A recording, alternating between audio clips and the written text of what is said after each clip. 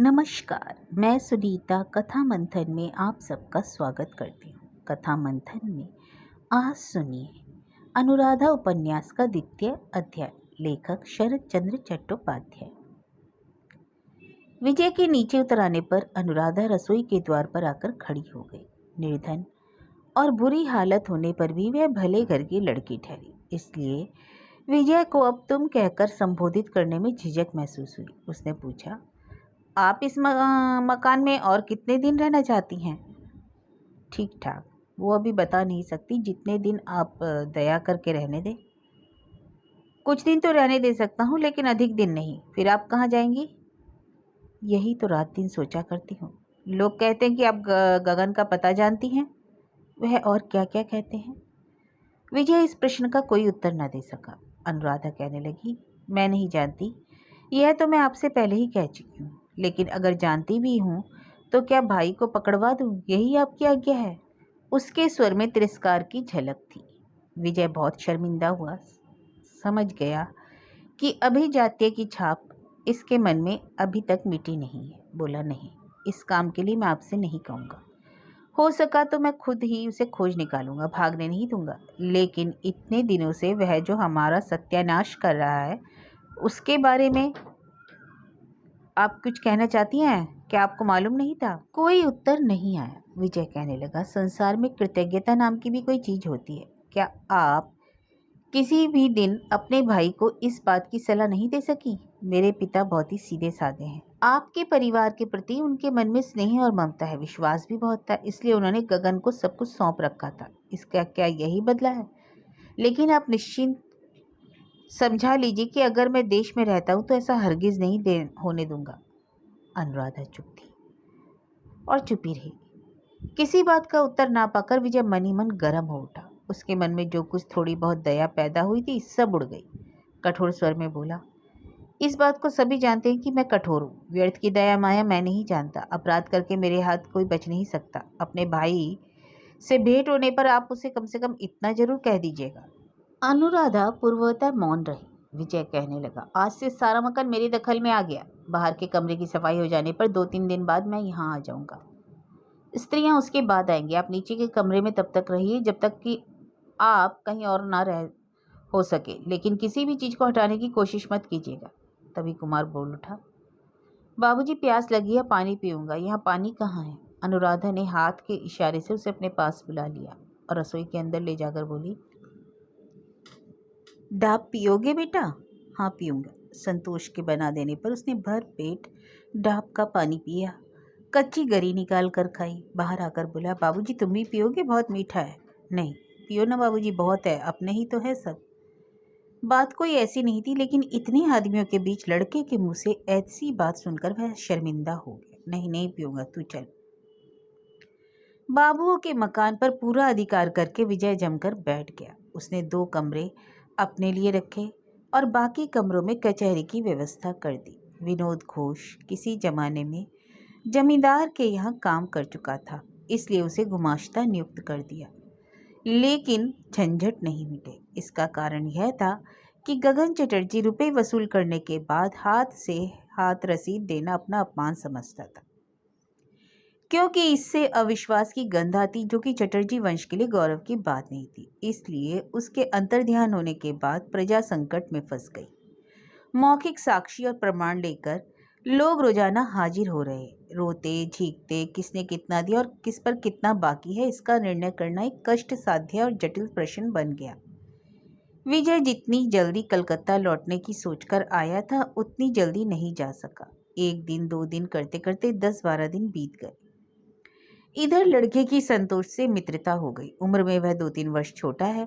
सामाजिक और पारिवारिक अंतर भी बहुत बड़ा है, लेकिन किसी अन्य साथी के अभाव में वह उसी के साथ हिल मिल गया। वह उसी के साथ रहता, घर के अंदर बाग बगीचों और नदी किनारे घूमा फिरा करता, कच्चे आम और चिड़ियों के घोंसले की खोज में। संतोष की मौसी के पास ही अक्सर खा पी लेता। संतोष की देखा देखी वह भी उसे मौसी जी कहा करता। रुपए पैसे के हिसाब से झंझट से विजय भारी फंसा रहता, जिसके कारण वह हर समय लड़के की खोज खबर नहीं रख सकता, और जब खबर लेने की फुर्सत मिलती तो उसका पता ही नहीं लगता। अगर कभी किसी दिन डांट फटकार कर वह अपने पास बैठा भी लेता तो छुटकारा पाते ही वह दौड़कर मौसी की रसोई के घर में घुस जाता। संतोष के साथ बैठकर दोपहर को दाल भात खाता, शाम को रोटी और गरी के लड्डू। उस दिन शाम को लोग बाग आए नहीं थे। विजय ने चाय पीकर चुरुट सुलगाते हुए सोचा चलो नदी किनारे घूम आए। अचानक याद आया दिन भर से आज लड़का दिखाई नहीं दिया। पुराना नौकर खड़ा था। उससे पूछा कुमार कहाँ है? उसने इशारा करते हुए कहा अंदर। रोटी खाई थी आज? नहीं। अरे पकड़कर जबरदस्ती खिला क्यों नहीं देता? यह खाना ही नहीं चाहता मालिक, गुस्सा होकर फिक फाक कर चल देता है। कल से उसे खाने मेरे साथ बैठाना। यह कहकर मन में ना जाने क्या आया कि टहलने के लिए जाने की बजाय वह सीधा अंदर चला गया। लंबे चौड़े आंगन की दूसरी ओर से लड़के की आवाज़ सुनाई दी, मौसी जी 1 रोटी और 2 गरी के लड्डू जल्दी। जिसे आदेश दिया गया था उसने कहा आओ ना बेटा, उतर आओ। तुम लोगों पर पैर रखकर इस छोटी को डाल पकड़कर आसानी से चढ़ाओगे। विजय पास जाकर खड़ा हो गया। रसोई घर के सामने आम का एक बड़ा सा पेड़ है। उसी की 2 मोटी डालों पर कुमार और संतोष बैठे हैं। पैर लटकाकर तने से पीठ टिकाए दोनों खा रहे थे। विजय को देखते ही दोनों सिर पिटा गए। अनुराधा रसोई घर के किवाड़ के पीछे छिपकर खड़ी हो गई। विजय ने पूछा यह क्या इन लोगों के खाने की जगह है? किसी ने उत्तर नहीं दिया। विजय ने अंदर खड़ी अनुराधा को लक्ष्य करके कहा देखता हूँ आप पर यह बहुत जोर जुल्म किया करता है। अब की बार अनुराधा ने मुक्त कंठ से उत्तर दिया हाँ। फिर भी आप इसे सिर चढ़ाने में कोई कसर नहीं रखती। क्यों सिर चढ़ा रही हैं? नहीं चढ़ाने से और भी ज़्यादा उधम मचाएंगे इस डर से। लेकिन घर पर तो ऐसा उधम करता नहीं था।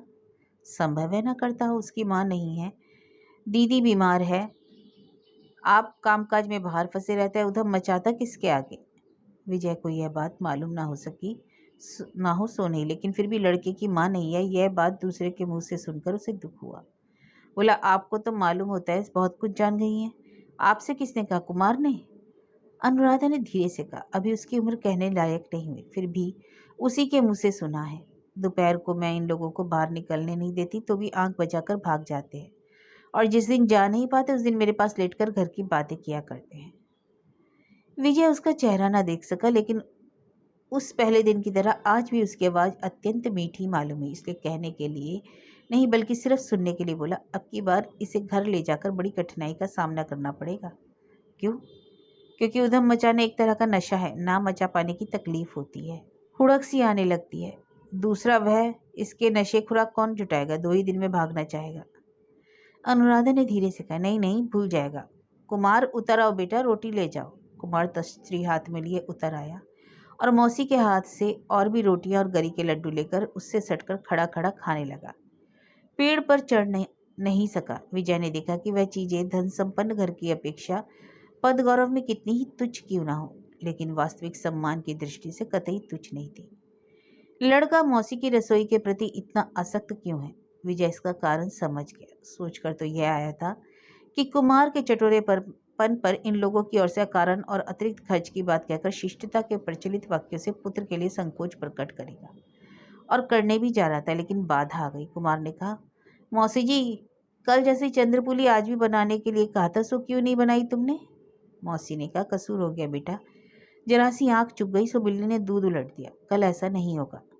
कौन सी बिल्ली बताओ ना? सफ़ेद नहीं? वही होगी शायद। कहकर अनुराधा उसके माथे पर बिखरे हुए बालों को संभालने लगी। विजय ने देखा उधम तो देखता हूँ धीरे धीरे अत्याचार में बदल रहा है। कुमार ने कहा पीने का पानी कहाँ है? अरे याद ही नहीं रहा बेटा, लाए देती हूँ। तुम तो सब भूल जाती हो मौसी, तुम्हें कुछ भी याद नहीं रहता। विजय आप पर डांट पड़नी चाहिए, कदम कदम पर गलती करती हैं। हाँ कहकर अनुराधा हंसती। असावधानी के कारण यह हंसी विजय ने देख ली।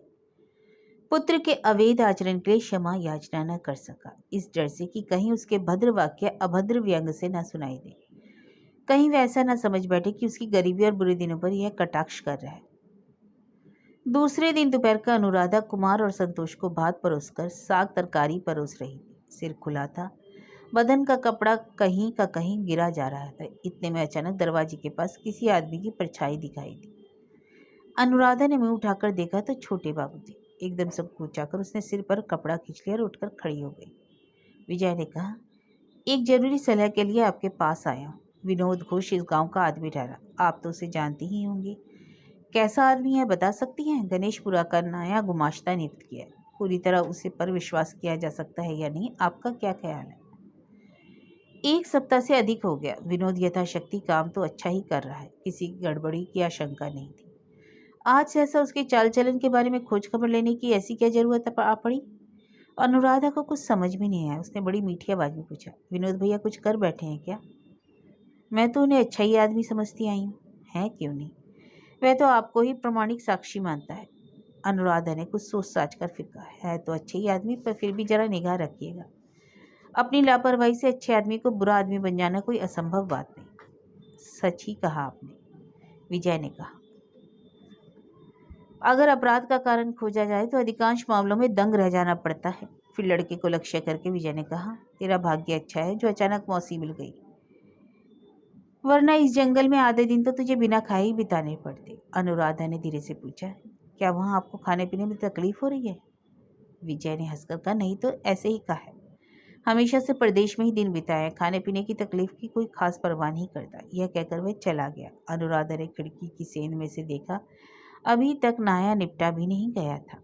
यहाँ आने के बाद एक पुरानी आराम कुर्सी मिल गई थी। शाम को उसी के हत्थों पर दोनों पैर पसार कर विजय आंखें नीचे किए हुए चुरुट पी रहा था। तभी कान में भनक पड़ी, बाबू साहब। आँख खोलकर देखा, पास ही खड़े एक वृद्ध सज्जन बड़े सम्मान के साथ संबोधित कर रहे हैं। वह उठकर बैठ गया। सज्जन की आयु 60 से ऊपर हो चुकी थी। गोल मटोल ठीकना मजबूत और समर्थ शरीर, मूछ पक गई, लेकिन गंजी चांद के इधर उधर बाल भंवरों जैसे काले। सामने के 2-4 दांतों के अतिरिक्त बाकी सभी दांत थे। वर्निशदार जूते, घड़ी के सोने की चैन के साथ शेर का नाखून जड़ा हुआ लॉकेट लटक रहा था। गवई गांव में यह सज्जन बहुत धनाढ्य मालूम होते। पास ही एक टूटी चौकी पर चुरुट का सामान रखा था। उसे खिसकाकर विजय ने उन्हें बैठने के लिए कहा। वृद्ध सज्जन ने बैठकर कहा, नमस्कार बाबू साहब। विजय ने कहा, नमस्कार। आगंतुक ने कहा, आप लोग गांव के जमींदार ठहरे। आपके पिताजी बड़े प्रतिष्ठित और लखपति आदमी हैं। नाम लेते सुप्रभात होता है, आप उन्हीं के सुपुत्र हैं। उस बेचारी पर दया न करने पर वह बड़े संकट में पड़ जाएगी। कौन बेचारी? उस पर कितने रुपए निकलते हैं? सज्जन ने कहा, रुपये पैसे का मामला नहीं। जिसका मैं जिक्र कर रहा हूँ वह स्वर्गीय अमर चटर्जी की कन्या। वह प्रातः स्मरणीय व्यक्ति थे, गगन चटर्जी की सौतेली बहन। यह उसका पैतृक मकान है। वह ये रहेगी नहीं, चली जाएगी, उसका इंतजाम हो गया। लेकिन आप जो उसे गर्दन पकड़कर निकाल दे रहे हैं, सो क्या आपके लिए उचित है? इस अशिक्षित वृद्ध पर क्रोध नहीं किया जा सकता। इस बात को विजय मनीमन समझ गया, लेकिन बात करने के ढंग से एकदम जल भुन गया। बोला, अपना उचित अनुचित मैं खुद समझ लूंगा, लेकिन आप कौन है जो उसकी ओर से वकालत करने आए हैं? वृद्ध ने कहा, मेरा नाम है त्रिलोचन गंगोपाध्याय। पास के गांव मस्जिदपुर में मकान है, सभी जानते हैं मुझे। आपके माता पिता के आशीर्वाद से इधर कोई आदमी मिलना मुश्किल है जो मुझे ना जानता हो। आपको विश्वास ना हो तो विनोद घोष से पूछ सकते हैं।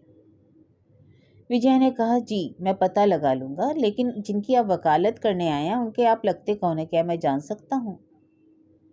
सज्जन मजाक के तौर पर जरा मुस्कुरा दिए, फिर बोले, मेहमान।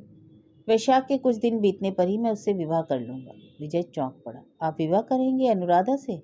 जी हाँ, मेरा यह इरादा पक्का है। जेठ के बाद फिर जल्दी कोई विवाह मुहूर्त नहीं तो यह शुभ कार्य इसी महीने संपन्न हो जाता। रहने देने की यह बात मुझे आपसे कहनी ही ना पड़ती। कुछ देर अवाक रहकर विजय ने पूछा, और देखकर विवाह किसने निश्चय किया? गगन चटर्जी ने? वृद्ध ने क्रुद्ध दृष्टि से देखते हुए कहा, वह तो फरारी असामी है साहब, प्रजा का सत्यानाश करके चंपत हो गया। इतने दिनों से वही तो विघ्न डाल रहा था, नहीं तो अगन में ही विवाह हो जाता। कहता था हम लोग जातिगत कुलीन ठहरे, कृष्ण की संतान वंशज के घर बहन को नहीं ब्याहेंगे। अब वह घमंड कहा गया, वंशज के घर ही तो अंत में गरजमंद बनकर आना पड़ा। आजकल के जमाने में कुल कौन खोजता फिरता है साहब? रुपया ही कुल है, रुपया ही मान सम्मान, सब कुछ है। ठीक है कि नहीं? हाँ सो तो ठीक है। अनुराधा ने मंजूर कर लिया? विजय ने कहा। सज्जन ने बड़े गर्व के साथ अपनी जांग पर हाथ मारकर कहा, मंजूर ना करते तो क्या करती साहब? खुशामदें की जा रही हैं। शहर से आकर आपने जो एक घुड़की दी, बस फिर क्या था? आंखों के आगे अंधेरा छा गया। वरना मेरा तो इरादा ही बदल गया था। लड़कों की मर्जी नहीं, बहुओं की राय नहीं, लड़कियां और दामाद भी विरुद्ध हो गए थे। और फिर मैंने भी सोचा, जाने दो, गोली मारो, 2 बार गृहस्थी बस चुकी, अब रहने दो। लेकिन जब अनुराधा ने स्वयं आदमी भेजकर मुझे बुलवाकर कहा कि गांगुली महाशय चरणों में स्थान दीजिए, तुम्हारा घर आंगन बुहार कर खाऊंगी, तब क्या करता? मंजूर करना ही पड़ा। विजय अवाक हो गए। वृद्ध महाशय कहने लगे, विवाह तो इसी मकान में होना चाहिए। देखने में जरा भद्दा मालूम होता है, वरना मेरे मकान में भी हो सकता था। गगन चटर्जी की कोई एक बुआ है, वही कन्यादान करेगी। अब सिर्फ आप राजी हो जाए तो सब काम ठीक हो जाए। विजय ने गर्दन उठाकर कहा, राजी होकर मुझे क्या करना पड़ेगा बताइए? मैं मकान खाली करने के लिए कहूँ, यही ना? अच्छी बात है, ऐसा ही होगा, आप जा सकते हैं। नमस्कार। नमस्कार महाशय जी, नमस्कार। सो तो है ही, सो तो है ही। आपके पिता ठहरे लखपति, प्रातः स्मरणीय व्यक्ति, नाम लेने से ही सुप्रभात होता है। सो तो ठीक है, अब आप पधारिए। तो जाता हूँ महाशय, कहकर त्रिलोचन बाबू चल दिए। वृद्ध के जाने के बाद विजय चुपचाप बैठा अपने मन को समझाने लगा कि इस मामले में सिर खपाने की क्या जरूरत। वास्तव में इसके सिवा लड़कों के लिए चारा ही क्या है। कोई ऐसी बात नहीं होने जा रही है जो संसार में पहली कभी ना हुई हो। सहसा उसे विनोद घोष की याद आई। उस दिन वह कह गया था, अनुराधा अपने भैया से इसी बात पर झगड़ने लगी थी कि कुल के गौरव से उसे क्या लेना देना, आसानी से खाने पहनने भर को मिल जाए, बस इतना ही काफी है। प्रतिवाद में गगन ने गुस्से में आकर कहा था, तू क्या माँ बाप का नाम डुबो देना चाहती है? अनुराधा ने उत्तर दिया, तुम उनके वंशधर हो, नाम बनाए रख सके तो रखना, मैं तो नहीं रख सकूंगी। इस बात की वेदना विजय नहीं समझ सका। वह स्वयं कुल के गौरव और सम्मान पर जरा सा विश्वास रखता, सो बात नहीं। फिर भी गगन के लिए सहानुभूति जाग उठी और अनुराधा के तीखे उत्तर की मन ही मन जो जो आलोचना करने लगा, त्यों त्यों वही निर्लज, लोभीहीन और तुच्छ मालूम होने लगी।